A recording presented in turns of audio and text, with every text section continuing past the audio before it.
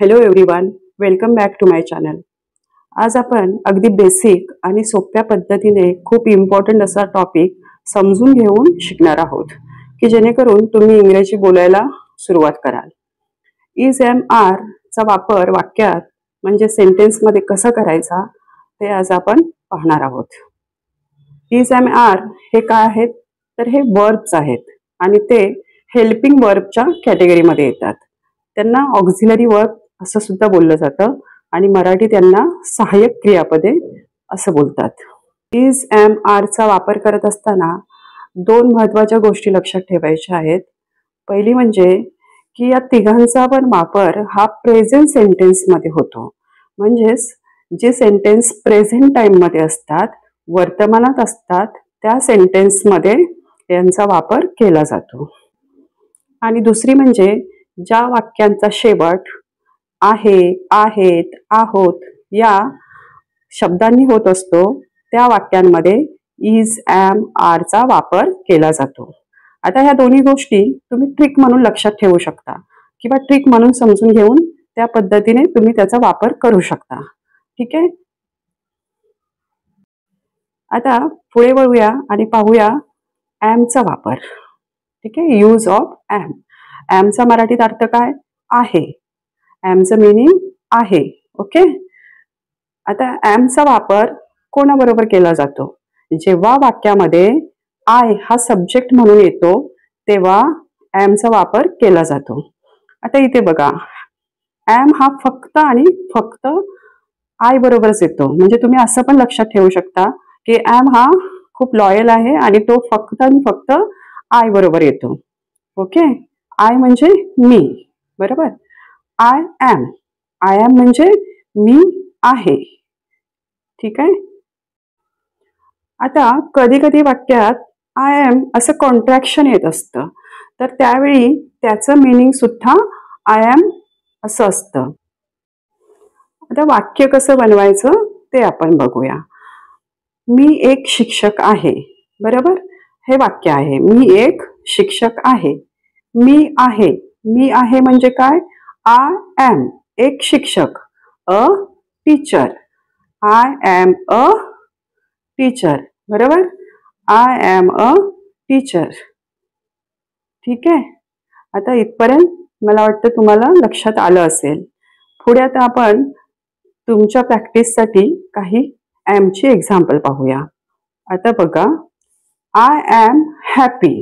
मी आनंदी आहे. I am a student. मी एक विद्यार्थी आहे. I am learning English. मी इंग्रजी शिकत आहे. I am from India. मी भारतातून आहे. म्हणजे मी भारताचा आहे. तर आता इथे तुमच्या एक गोष्ट लक्षात आली असेल की ही सगळी वाक्य प्रेझेंट टाइम मध्ये आहेत आणि या सगळ्या वाक्यांच्या शेवटी आहे हा शब्द येत आहे. बरोबर. आता आपण पुढे वळूया इज कडे. इजचं मराठी मिनिंग काय आहे. ओके. आता इज कोणाबरोबर येतो. इज कोणाबरोबर वापरला जातो. We use is with he, she, it and singular noun. ठीक आहे. इजचा वापर जेव्हा वाक्यात ही, शी, इट आणि सिंग्युलर नाउन्स हे सब्जेक्ट म्हणून जेव्हा येतात तेव्हा त्यांच्याबरोबर इजचा वापर केला जातो. सिंग्युलर नाउन म्हणजे एकवचनी नामे की जेवढ्या पण पदार्थांची नावे असतात त्यांना आपण नाउन असं बोलतो. आणि जेव्हा ती एकवचनी असतात जसं टेबल, खुर्ची किंवा गीता, सीता, बॉय, गर्ल हे अशी जेव्हा एकवचनी नावं असतात तेव्हा त्यांच्याबरोबर इज वापरला जातो. बरोबर. ही. आता ही म्हणजे तो की जो पुरुषवाचक सर्वनाम आहे. म्हणजे तो मुलगा, तो माणूस असं वापरला जातो. शी. शी म्हणजे ती. तर शी हे स्त्रीवाचक सर्वनाम आहे की जसं ती मुलगी, ती स्त्री. इट. इट म्हणजे तो, ती, ते. इट हा मुख्यतः जे नॉन लिव्हिंग वस्तू असतात जसं टेबल, खुर्ची वगैरे त्यांच्यासाठी त्यांना संबोधण्यासाठी वापरला जातो. किंवा लिव्हिंग बिईंग्स मध्ये ह्युमन बिईंग्स सोडून जे पण काही लिव्हिंग बिईंग्स आहे, जसं प्राणी, पक्षी किंवा झाडे वगैरे, त्यांच्यासाठी इट हा वापरला जातो. ते दर्शवण्यासाठी इटचा वापर केला जातो. ठीक आहे, इथपर्यंत लक्षात आलं. आता पाहूया वाक्य कसं बनवायचं ते. तो चांगला मुलगा आहे. काय? तो चांगला मुलगा आहे. तो आहे. He is.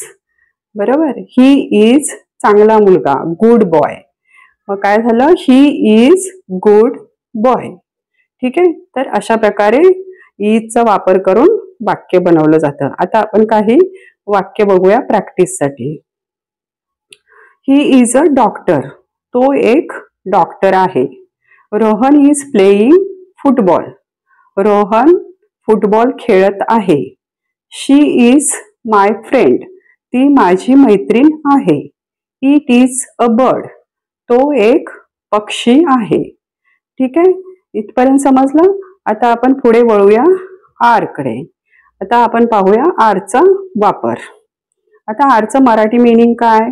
आहेत किंवा आहात किंवा आहोत. ठीक आहे, हे या अर्थाने आर वापरला जातो. आता आरचा वापर कधी होतो? जेव्हा वाक्यात यू, वी, दे आणि प्लुरल नाउन्स येतात सब्जेक्ट म्हणून, तेव्हा आरचा वापर केला जातो. आता प्लुरल नाउन्स म्हणजे काय?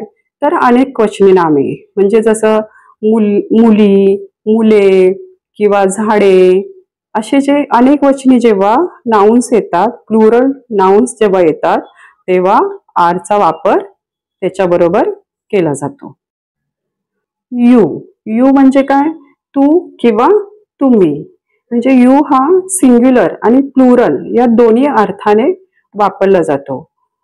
आणि त्याच्याबरोबर आर हे क्रियापद येत असतं.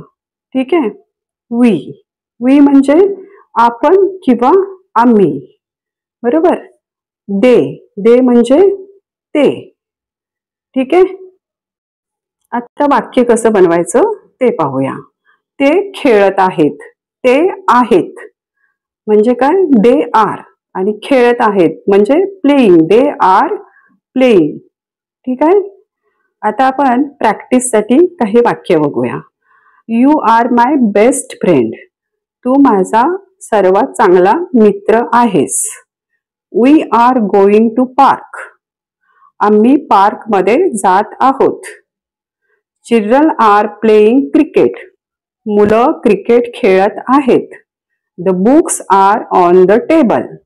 पुस्तके टेबलवर आहेत. तर हे झाले एक्झाम्पल्स. ठीक आहे. आता आपण एक क्विक रिव्ह्यू घेऊया. एम. एम हा फक्त आणि फक्त आय बरोबरच येतो. म्हणजे वाक्यात जेव्हा आय सब्जेक्ट येतो तेव्हा एमचा वापर होतो. इज. वाक्यात जेव्हा सब्जेक्ट म्हणून ही, शी किंवा सिंग्युलर नाउन्स येतात तेव्हा इजचा वापर होतो. आर. वाक्यामध्ये जेव्हा यू, वी, दे किंवा प्लुरल नाउन्स येतात सब्जेक्ट म्हणून तेव्हा आरचा वापर होतो. आणि हे सगळी वाक्य जेव्हा प्रेझेंट सेंटेन्स असतात, प्रेझेंट टाइम मध्ये असतात, तेव्हाच इज, एम, आरचा वापर होतो. ठीक आहे. क्लिअर झालं सगळ्यांना? ओके. आता हे काही क्वेश्चन्स आहेत की ज्यांचे आन्सर तुम्ही मला कॉमेंटमध्ये सांगा. मी तुम्हाला रिप्लाय करून सांगेन की आन्सर करेक्ट आहेत का, की ज्याच्यामुळे तुमची पण प्रॅक्टिस होईल आणि तुमचे आन्सर करेक्ट आले की तुम्हाला पण इंग्लिशबद्दल कॉन्फिडन्स येईल आणि इंग्लिश बोलायची आवड वाटू लागेल.